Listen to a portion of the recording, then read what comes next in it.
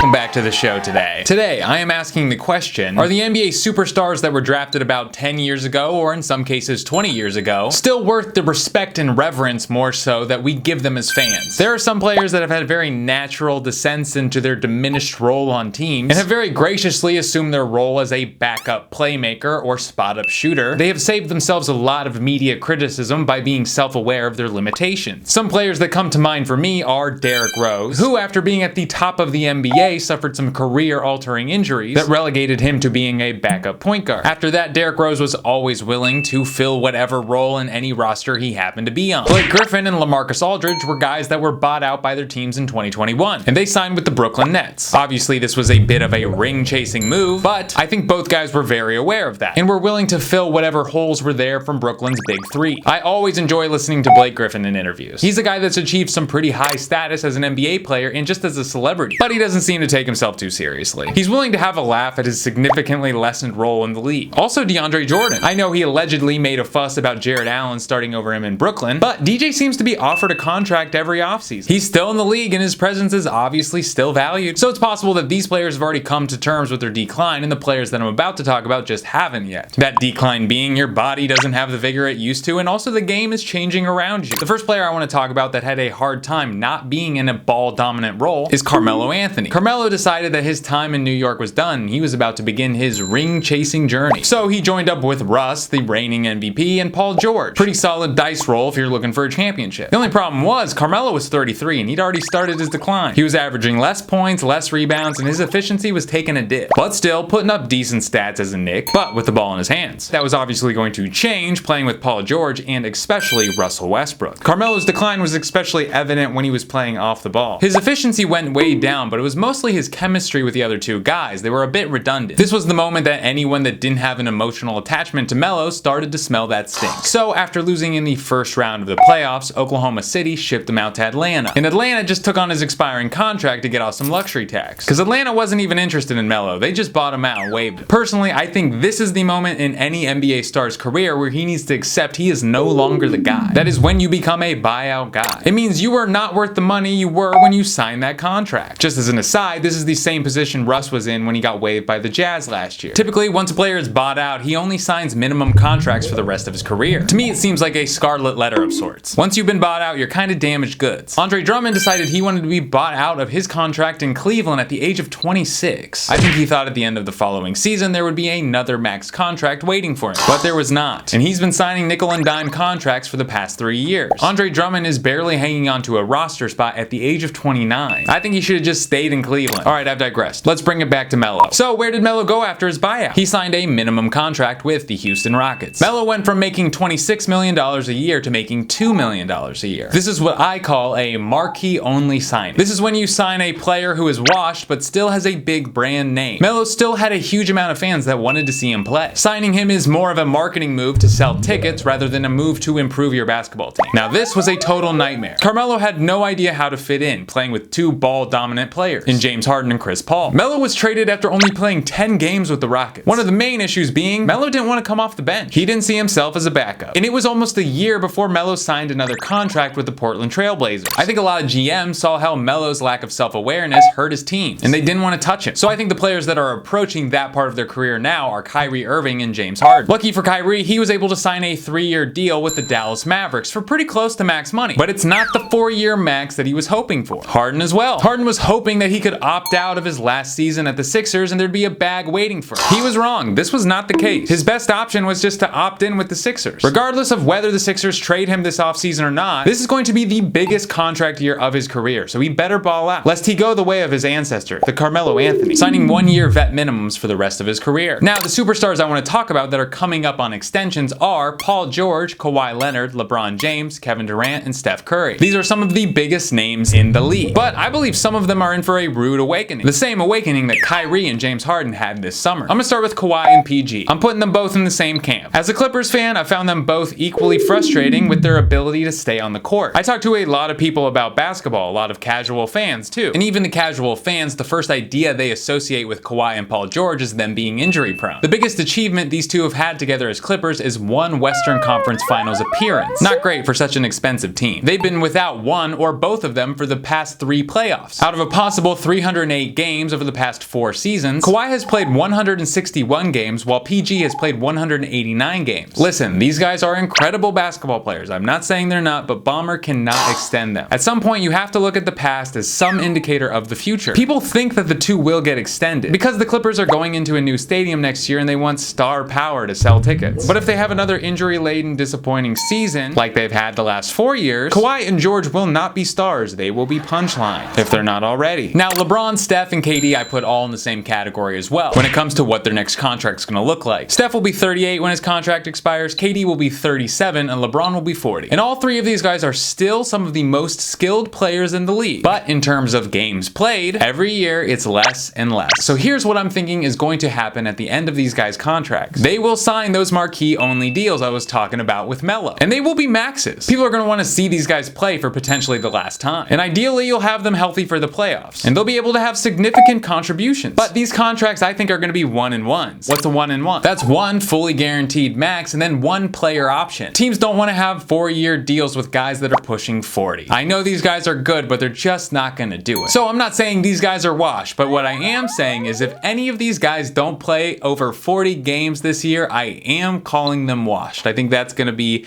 my definition. And so I'm gonna look forward to talking about it at the end of the season. That is my line of demarcation. Maybe you agree, maybe you don't. Let me know. Either way, be good to your mothers, eat your corn dogs, peace and love. If I'm being too negative in these videos, let me know. I don't mean to be. I'm just having a good time speculating.